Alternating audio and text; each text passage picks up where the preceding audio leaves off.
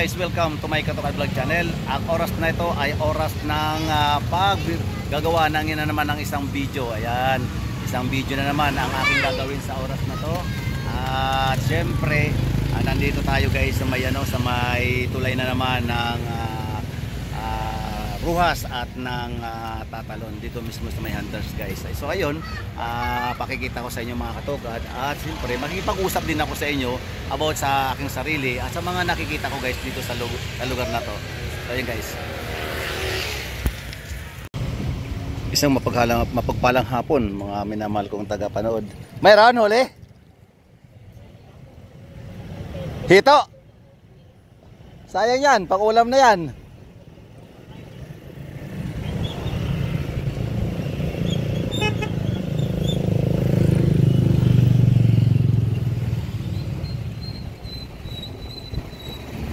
Iba yan, mag-uulam ng iba yan. Sayang mga katokad friends, hito daw medyo malaki na rin mga katokad friends yung hito na yun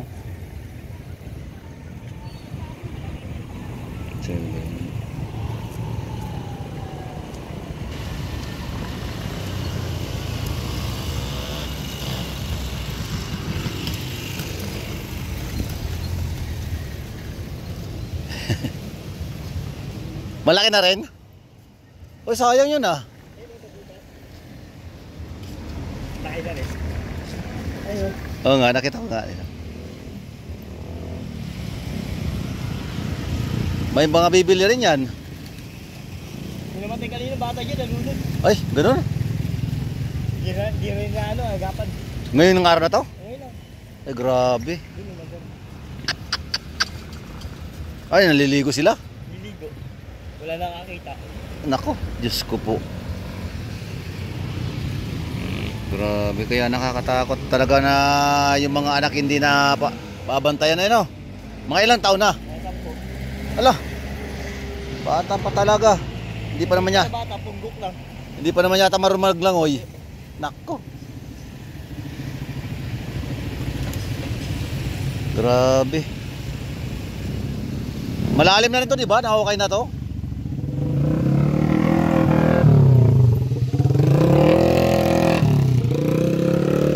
At yun nga mga katokad, sa magkabila talaga makikita mo talaga yung pagkahukay. Makikita mo talaga na malalim.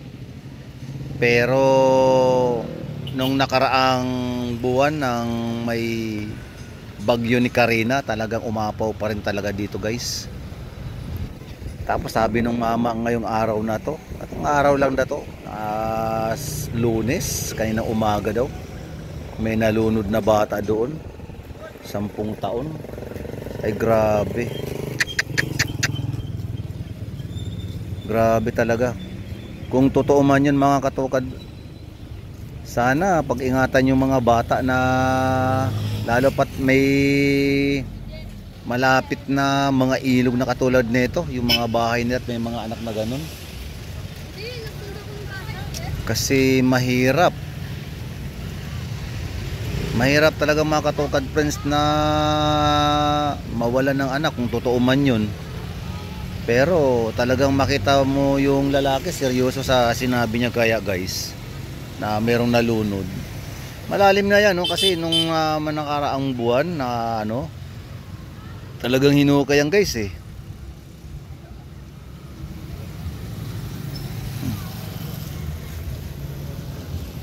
Maging doon nga sa kabila guys Tawid tayo mga katokad.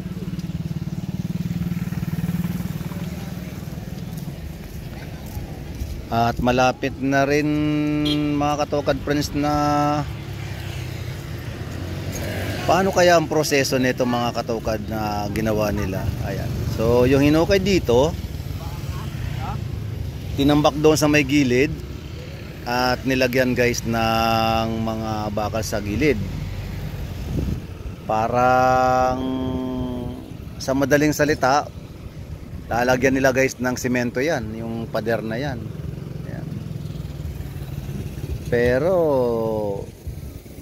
yun nga na nasabi ko na nung nakaraang bagyo, wala rin.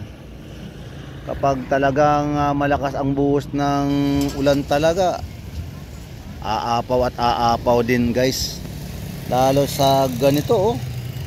Sa totoo lang guys, napakataas ng ano na to, napakataas ng bridge na to.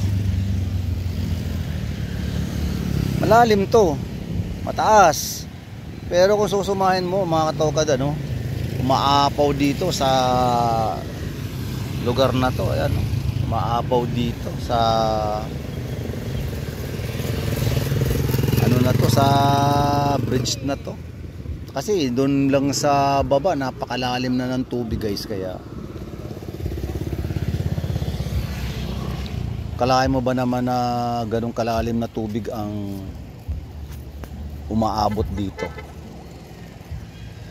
Kaya sigurado yan guys, yung mga bandang doon sa may bandang kaliwa, yung dating nasunugan, ayan oh, sigurado maabot na abot yan. Oo nga pala, nakita ko guys oh, ayun, oh, may nakita ako ng mga basura mismo doon mismo sa may pinaka-bakod, kasi screen yung bakod. So yung basura sumampa yung mga ayan no, sumampa yung mga basura na hanggang ngayon di maalis-alis. Katibayan talaga guys na ano, na talagang umabot talaga sa bubong yung kanilang tubig. Kaya dapat pala talaga mga katukad friends, dito sa may ano, sa may ilog, kailangan talaga ang bahay mo, kung talagang sarili mo na yung lupa na yan, dapat pala mayroon kang second o third floor. Dapat talaga third floor talaga yung bahay mo rito para yung mga gamit mo hindi masira. Ito yung mga hinukay guys sa may ano, sa may gilid na to. Di ko alam kung ano yung purpose niyan. Baka tinambak yan mga katoka, dahil siyempre pag mayroong mga sasakyan na pwedeng dumaan dyan kasi may mga gamit na dinadala,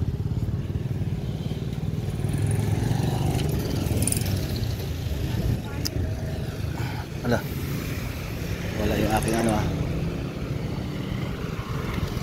wala yung aking ito pala. Kala ko guys, nakalimutan ko yung susi, nasa bulsa ko pala.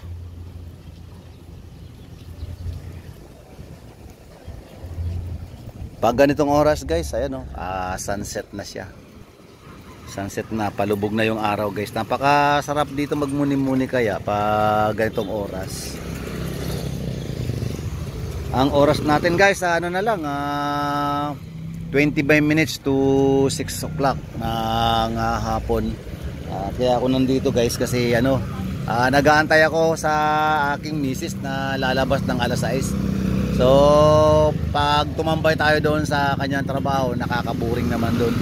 Kaya dito na lang muna ako at nagbablog na lang ako.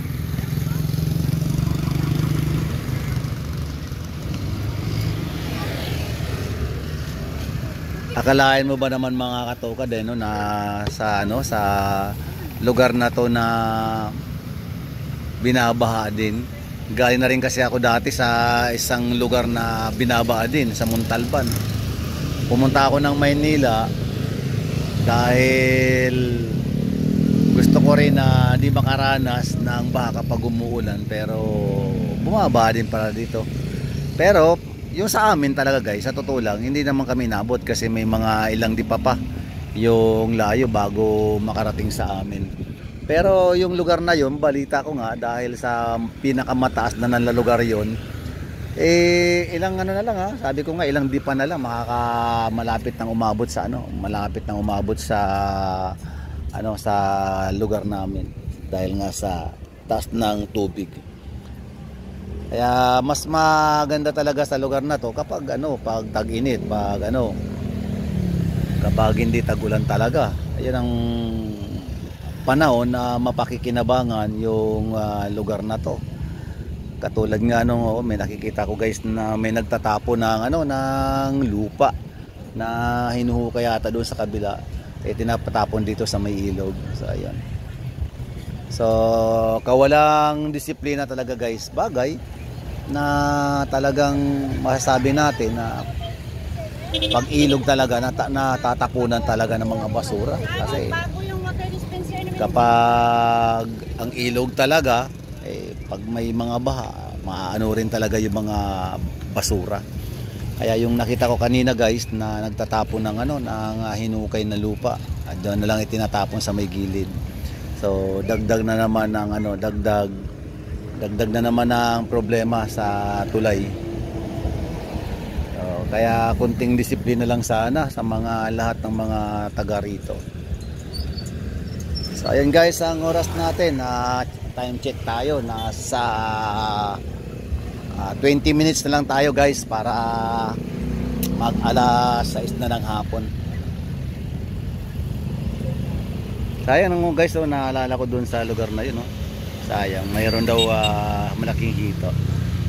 Nabalik tayo sa usapang malaking hito guys, Ito, ganito lang ang rito. Tanawin dito sa lugar na to. May mga puno pa rin. At hindi lang puno yung aking nakikita. Kaya may mga nakikita guys ako ng mga tikling yata yun na ibon dito sa lugar na to na nanginginain guys ng ng mga maliliit na isda.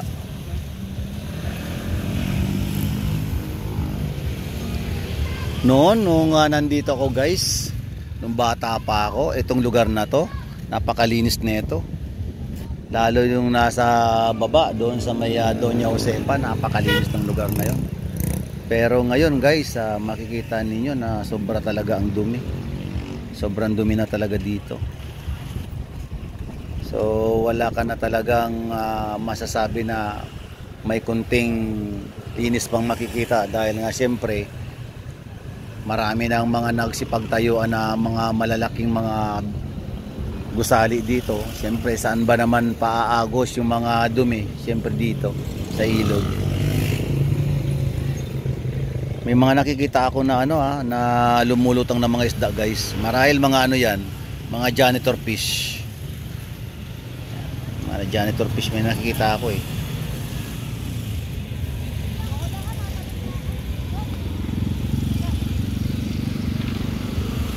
Nakatakot umupo guys para ako tinutulak. Para ako tinutulak guys sa para ang gusto kong ihulog sa ilog.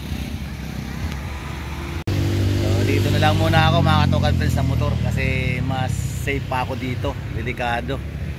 Gusto ko sanang umupo doon sa may sa may pinaka bakod niya. At nararamdaman ko talaga na para ako tinutulak mahirap na maging sure ako sa sa sarili ko. Dito lang ako sa aking motor. So ayan guys, dito lang ako sa motor. So mga friends, mga 20 minutes na lang alis na tayo. Alis na tayo guys sa trabaho ng aking misis. Shoutout nga pala sa lahat ng mga viewers ko. Maraming salamat sa inyo sa patuloy na pagsusuporta at sa panonood ng mga video. Bagamat hindi ko kayo napapatawa, hindi ko napapahalakak, pero yun nga na gumagawa ako ng mga video para sa mga bagay-bagay na makikita ninyo sa labas at sa aking buhay, kung ano yung mga ginagawa ko rito sa channel na to bilang isang vlogger. Ayan na. Sumilay uli si Haring Araw. Kanina malilim na guys, pero ayun, uminit na naman siya guys. Kala ko kanina tuloy-tuloy na yung pagbaba niya. Mga katokan friends, so uminit na naman siya.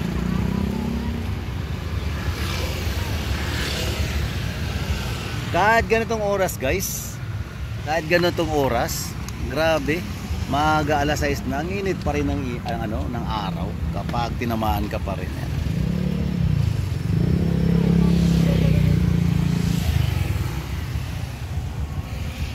Na isa ko katrabaho sa Banawi, napatingin sa akin nasabi ko kung mayroong gawa, wala rin daw, zero. So ako rin mga katokan friends doon sa Banawi, wala rin akong kinita ngayon. kahapon ay konti lang. Pambili lang guys na ano, na putin. Ayun lang ang ating kinita para pang ano lang, pang luto lang.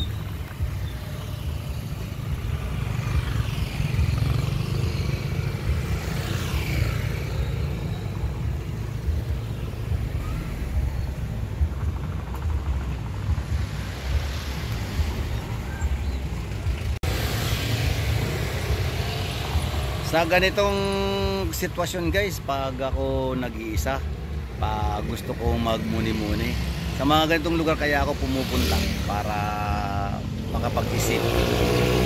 Siyempre kahit na guys ganito yung ating ano, kahit ganito tayo kaedad, eh, hindi pa naman tayo mahina, malakas pa naman tayo. Nangangarap pa rin guys ako na magkaroon pa rin na magandang buhay. Hindi ko nga lang alam guys kung sa anong kapamaraanan. Conforme na lang yata guys kapag kumilos ka talaga kung ano yung mga plano mo sa buhay para maranasan pa rin kahit na may edad na tayo. Sa lahat ng mga nanonood ng aking channel, kahit na medyo may edad na, mayroon pa rin tayong pangarap. Meron naman ako nakita guys na isa na kasama. Doon pa ganon? Marami pala ako dito na mga kakilala na nagtatrabaho din doon sa Banawe.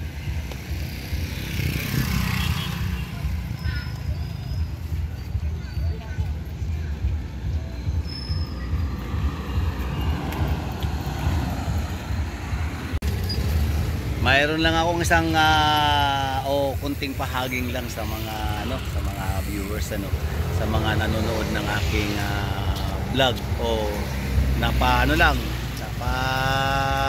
lang sa aking channel. Sana pa-subscribe naman sa mga naligaw diyan sa aking channel. Kasi na siyempre si Katokad Friends, napakababaw lang ng kaligayahan. Sa totoo lang, napakababaw lang ng kaligayahan ko kasi sa totoo lang mga Katokad Friends, pangarap ko lang naman talaga na makagawa ng isang channel sa YouTube para kahit papaano naman mapatunayan ko naman sa sarili ko guys na na kaya ko rin na gumawa ng pangalan sa YouTube. So ayun na nga, andito na nga si Katokad Vlog, gumagawa ng isang channel para kahit papaano naman makilala din kahit na papaano. Hindi naman tayo sa tinataas ko ang aking sarili o pinagmamayabang bilang isang YouTuber kasi hindi naman ako ganun. Masyado nga lang akong mababaw sa kaligayahan. Kaya yung aking subscribe na malapit na mag 1,000, doon pa lamang sabi ko nga guys na sana wag naman sanang abutin ng 2025 para kahit paano naman makita ko naman guys yung aking pinagpaguran bilang isang YouTuber. 'Di ba pag 1,000 talagang masasabi mo na lihitin mo ka na talaga o legit ka na talagang isang YouTuber. Kaya asa pa rin talaga si Katokad na mangyayari yon pagdating ng araw.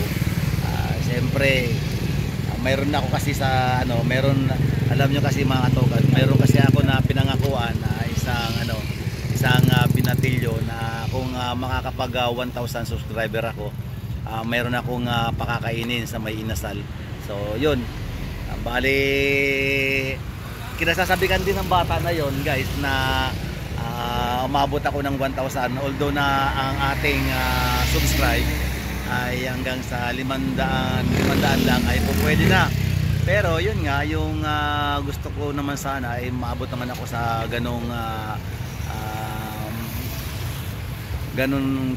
karaming subscribe kasi nga siyempre ako pangarap ko rin talaga na maabot din yung mga iba rin na naabot ng mga small YouTuber.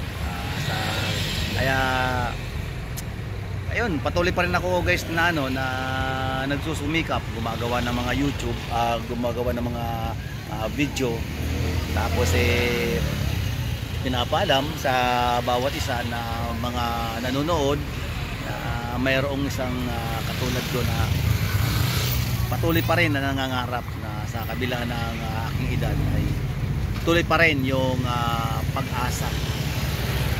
Nakakatuwa guys na tingnan yung mga kalapate pag ganitong oras nagro-ronda na sila kasi mamaya yan pag dumilim na yan guys hindi na sila makakapag-ronda.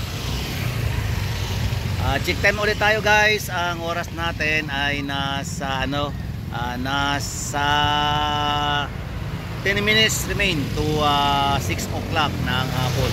Malapit na naman na maggabi at malapit na namang magsipagluto yung mga nanay at mga tatay. Ayan. Ang napakaswerte ng mga nanay na ang mga asawang lalaki ang marunong na magluto kasi sila yung nagluluto. Katulad ni Katokad Friends na marunong din magluto. Kaya madalas mga Katokad Friends na ako yung nagluluto no? So, harinawa na lahat ng mga tao na nawa panalangin ko sa Panginoon na hindi naman nawa malipasan ng gutom yung mga kababayan natin kasi siyempre alam naman natin guys na wala namang bansa na hindi nakakaranas din ng mga kahirapan. Mayroon pang mas mahirap sa atin at mayroon pang mas sigit na mas mahirap. At yun na naalala ko lang guys napag-uusapan lang naman natin kasi nanaway sa ganitong oras na sana naman mayroon na silang naihanda na salapi o saan mang pinanggalingan na pinaghirapan na salapi para mayroong pambili ng pagkain guys. Kaya nga sa mga YouTuber na talagang nakakatulong sa mga mahihirap, nagpapasalamat po ako sa inyong lahat kasi bagamat hindi naman lahat ay natutulungan pero kahit papaano naman sa mga napapanood ko kasi sa YouTube na nakakatulong isang kasiyan sa buhay ko bilang isang YouTuber din bagamat humingi ng konting dispensa si Katokad Friends, bagamat ang puso ni Katokad pusong matulungin sa panahong ito mga guys, hindi ko kayang gawin ang tumulong katulad ng mga big timer na mga YouTuber no? Pero napapaabot pa rin ako guys ng pasasalamat sa lahat-lahat ng mga tumutulong sa mga nangangailangan ng tulong. So, patuloy lang guys na iparanas sa lahat ng mga nangangailangan. Lalo pat kayo kumikita na ng maganda sa inyong channel. Ay naway patuloy naman kayo guys na tumulong sa ating kababayan kasi hindi ninyo alam guys na yung pala na nasa tabi ninyo talagang ang kanilang sikmura napakaan na kumakalam na. Kaya nga maraming salamat guys sa lahat ng mga tumutulong sa lahat ng ating mga kababayan na talagang hikaho sa buhay. So ayun guys, hanggang dito na lang mga Katokad Friends ang video to. Maraming pong salamat. God bless you all mga Katokad Friends. Bye bye and peace. Totoo nga guys na may nalunod nga kasi habang nakaupo ako rito guys may mga dumaraan dito at narinig ko sabi daw ng sabi nung mga matatanda yung mga edad na nag-uusap-usap sila habang naglalakad pa uwi na may nalunod daw. So nga talaga guys legit na mayroong nalunod nga sa lugar na to. Nakakalungkot naman na mawala ng anak guys. So yun, parang kanina naririnig ko lang doon sa mama na mayroong nalunod pero totoo talaga guys. So pakaingatan natin mga magulang ang ating mga anak para mapalaki natin ang mga bata na hindi na kakaroon ng sakuna sa kanilang buhay para makasama natin. So wag nating hayaan na may malunod, wag na nating hayaan na may kung ano man mangyari sa ating mga anak. Suportahan natin guys. Yan.